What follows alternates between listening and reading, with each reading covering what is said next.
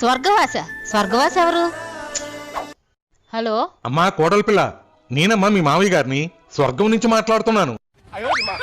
మావయ్య గారు ఏంటి స్వర్గం నుంచి మాట్లాడుతున్నారా? అక్కడ ఫోన్ ఫెసిలిటీ కూడా ఉందా? ఈ మధ్య జియోవాడు ఒక టవర్ వేశాడమ్మా. స్వర్గంలో అత్తయ్య గారిని కలిసారా మావయ్య గారు?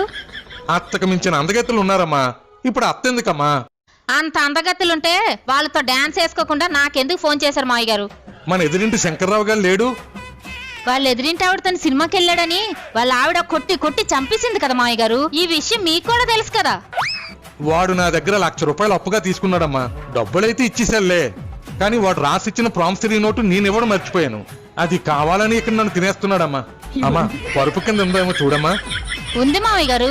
కొంపదీసి ఆ నోటు మీకు ఇవ్వడానికి నన్ను గాని మీ అబ్బాయిని గాని చచ్చిపోమంటారా ఏంటి? మన వెనకింటి దివాకరం కొన ఊపిరితో కొట్టుమిట్టాడుతున్నాడమ్మా. తులసి నీళ్ళు కూడా పోసేస్తున్నారులే.